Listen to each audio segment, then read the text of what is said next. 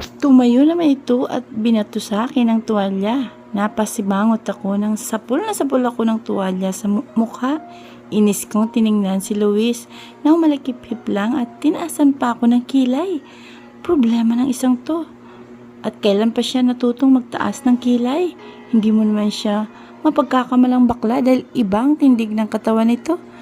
Yung mga biceps niya at balikat na parang ang sarap lambarasin dahil sa lapad ng mga ito.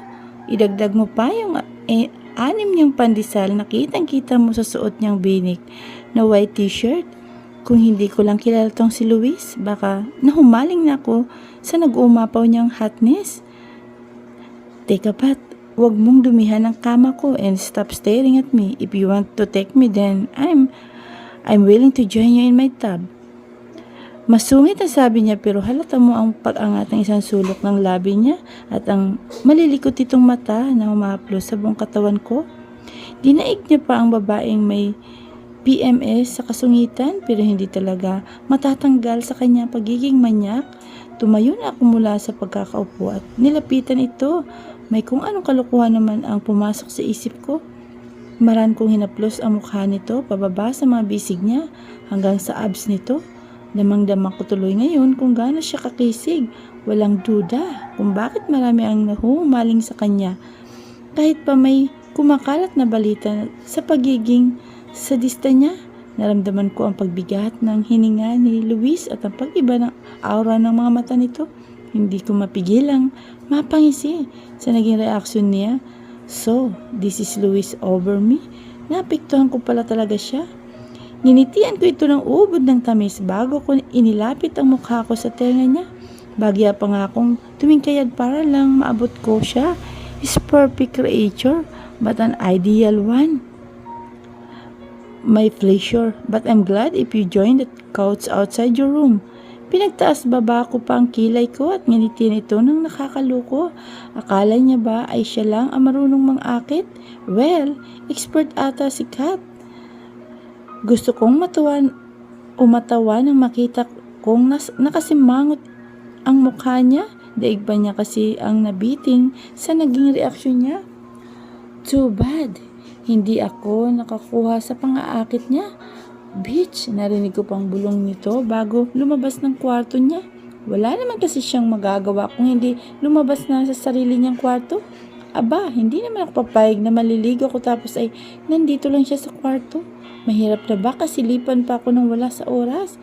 Tikom naman niyang si Luis pag pinagtitripan ko siya gamit ang karisma ko. He looks. You like that?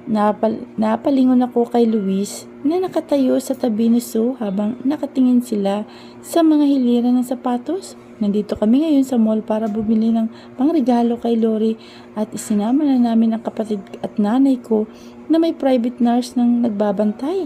Si Luis ang nag-hard at nagbabayad doon. Akala ko nga nung una ay maganda ang hangarin niya kung bakit kinuha niya ng taga-alaga si nanay. Yung pala ay kinuha niya ito nang sa ganun ay marami akong oras na ilaan sa pag-aalaga sa kanya. Ang kapal talaga ng mukha, di ba? Dinaig pa ang inutil. Kulang na lang ay ako pa ang magpaligo sa kanya. Nakita kong tumango si Sue kay Luis at nahihiyang ngumiti. Hindi naman kasi palaturo si Sue at mahiyain din siya. Hindi tulad ko na medyo makapal na ang pagmumukha. Go on, kuhanin mo lahat ng magustuhan mo. Nakangiting sabi ni Luis na kinaningning na mata ni Sue pero agad din yun napawi nang humarap ito sa akin. Para bang humihingi ito ng permiso na kung pwede siyang magpalibre kay Luis. Iiling-iling na sana ako ng yumuko si Luis at may kung anong binulong sa kapatid ko. Nagtatalong niyakap ni Sue si Luis. Thank you kuya. Nakaramdam ako ng kaba at takot sa ginawa ni Luis. Natatakot ako para kay Sue. Masyado na siyang napapalapit kay Luis. Natatakot ako na baka maging isang biktima din ito ni Luis, ang kapatid ko. Ayoko, hindi pwede. Bata pa ito at ayokon masira ang kinabukasan niya. Inis kong nilapitan si Luis at matalim kong tiningnan. Stay away from my sister. Mababa ka sa boses ko ang pagkainis at alam kong nararamdaman niya yun at naiintindihan. Naiiling itong lumapit sa akin na may ngiti sa labi.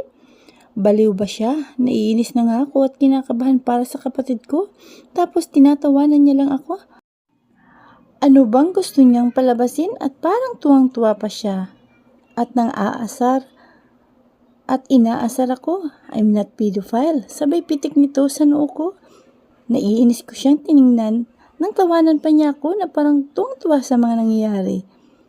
Why are you laughing? Nakakagago kasi yung paraan ng pagtawan niya. Para bang galak na galak siya at kahit hindi siya pedophile, ay ganun pa rin, manyak pa rin ang dating. You sounds like a jealous girlfriend. Ako? Nagsiselos? Ha ha ha, ang kapal mo. Hindi no, iniingatan ko lang ang kapatid ko. I swear it, hindi ako nagsiselos. Iba rin talaga ang confidence ng isang to. Feel na feel niya ang pagiging gwapo. Then, you have a malicious mind. Napairap ako sa sinabi nito at ito na naman ang kinakingisi niya. Ako pa ngayon ang malisyosa. Mahal ko lang ang kapatid ko at ayoko na matulad siya sa kung sino-sino dyan. Hindi ako ang nagpakahirap para lang bigyan siya ng palasak na buhay. Mahirap lang magtiwala sa tulad mo. Kilala niyo naman si Luis, ultimate na maiel at kaya hindi ko lang gusto na masyado siyang mapalapit kay Sue. It seems that you don't trust me. May pait akong nababakas sa tono ng pananalita niya. Did I offend him? Hindi ko naman intensyon na ma-offend siya. Na misinterpret niya lang yun. Ang hirap naman ito. You don't have to explain, Kat. Hindi naman kita masisisi kung gano'n ang tingin mo sa akin. Pero ito lang masasabi ko. Bahagya itong tumigil at seryoso niya itong tiningnan sa mga mata. Kung kanina ay may ngiti pa sa labi niya ngayon, ay napawi na yun at damang-dama ko kung gaano siya kaseryoso. Pati nga puso ko nagwawala at naghuhurumintado. Ibang klase kasi ang mga tingin niya na kulang na lang ay matunaw ako at himatayin dito. I can lie to everyone. I can hurt anyone but you're the only exception. Huminto at ang oras sa mga sinabi niya. Tumalon na rin ang puso ko mula sa dibdib ko at umiikot ang sikmura ko. Ano ba kasi yung mga pinagsasabi niya? At bakit ganito ang nararamdaman ko? Para akong natatay na sinisikmura. Natatawa ko nitong tiningnan ng marinig naming dalawa ang pagkulo ng tiyan ko. Lintek, kaya naman pala umiikot yung sikmura ko ay dahil sa gutom na ang mga alaga ko sa tiyan at hindi sa kung ano paman. Bad trip, panira ng momento. Akala ko kung anong meron yung pala gutom lang to. Tingin ko kailangan na natin kumain. Natatawa ko nitong iniwan at inayang kumain sila Sue at nanay. Bago unahin ang puso, unahin mo muna ang panglaman ng tiyan.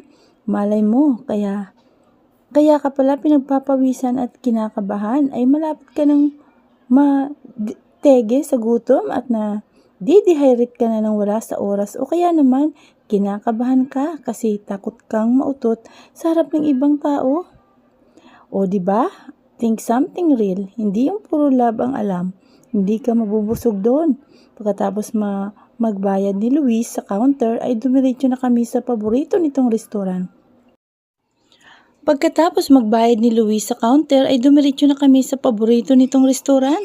Ang French cuisine. Ang pagmamayari ata ito ng pinsan ni Light. Yung Aika na nakatira sa Paris pero never pa rin nakita yun. Kahit nga si Luis na matagal na nilang kaibigan ay hindi pa nakikita si Aika. Basta ang alam ko lang ay maganda si Aika dahil nga lapitin daw ito ng mga lalaki sa Paris. Kung ako man itong si Light at Night ay hindi ko rin papakilala ang pinsan ko sa mga bugok nitong kaibigan. Tiyak kasing alam nyo na, maliban na lang kay Raya na patay sa namatay niyang girlfriend. Nagkukwentuhan naman si Sue at si Luis at kita ko nag-i-enjoy si Sue. Nakausap si Luis, mukha namang hindi magagawa o gagawa ng kalukuhan si Luis pagkausap ang kapatid ko. Nakakatuwa lang silang pagmasdan. Akala mo ay magkapatid rin sila. Mukhang hindi ko na kailangan mag-alala pa para kay Sue. May mas malaki pa akong problema ngayon sa isang araw na ang katapusan at wala pa akong nahahanap na dadalhin kay Luis. Nagpaalam ako sandali para mag-CR Nang pagpasok ko ay may nakita ko isang batang lalaki. Ang gwapo at ang cute-cute niya. Masusi niyang inayos ang buhok ko at ngumingiti ng matamis sa harap ng salamin. Napangiti tuloy ako habang pinapanood ng bulilit na to. Bata pa lang siya pero kita mo na ang pagiging mitikuloso nito. Napahinto naman ito nang napansin niyang tinitingnan ko siya. Ngumiti siya ng ubod ng tamis. Hindi ko alam pero nakakatunaw ang mga ngiti niya. Parang pamilyar sa akin ang mga mata at ngiti nito. Nakangiti siyang humarap sa akin. Pinapagit nito ang kamay niya at hinagod ang buhok niya para siyang binata kung gumalaw. Pero mukha naman siyang 3 taong gulang pa lang. Am I handsome? Gorgeous? Natawa ko sa tanong niya. Hindi dahil sa tanong niya kung hindi sa pambobola nito. Aba, kabata pa bolero ha? Bolero na siya. Paano pa pag nagbinata ito? Tiyak na maraming paluluhaing mata ang batang to.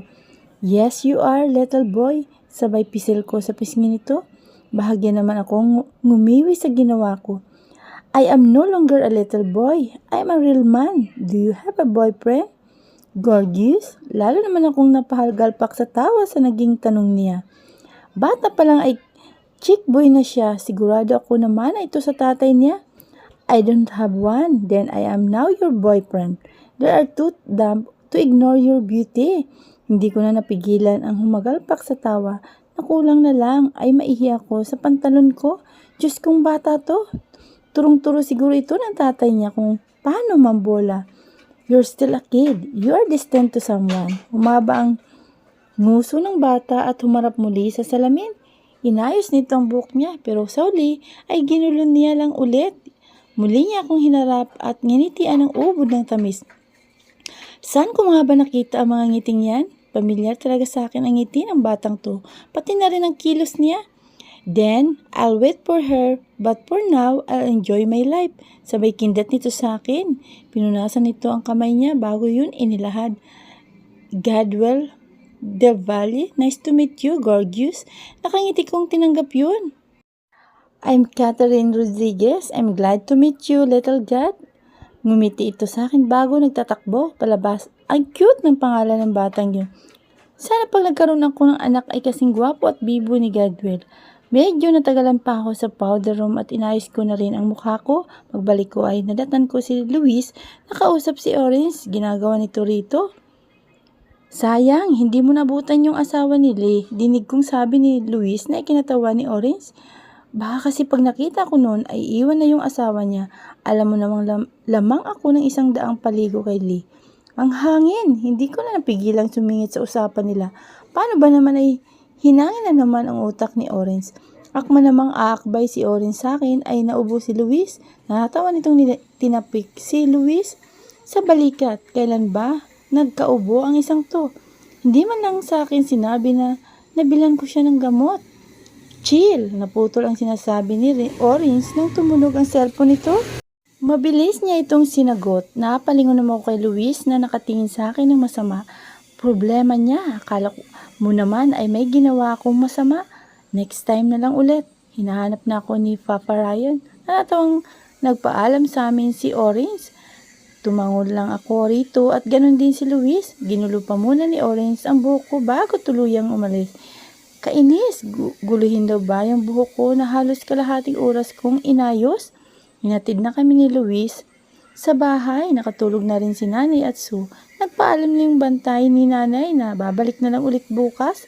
Pero itong si Luis ay prenting nakatas ang paa sa center table habang nanonood. Nakahalok hip-hip akong tumayo sa harap ng TV at tinaasan siya ng kilay. Hoy, mister! Mag-aalas 12 na pero nandito ka pa rin. Wala ka mang balak umuwi man lang. Nag-angat siya ng tingin at humalikip-kip rin. Sumilay din sa gwapo niya mukha ang isang nakakatunaw ng ngiti na may halong kapilyuhan.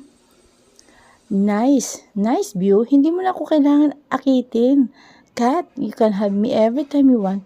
Inaakit? Hindi kita inaakit. Pinapalayas na kita. Kunot na akong untag sa kanya.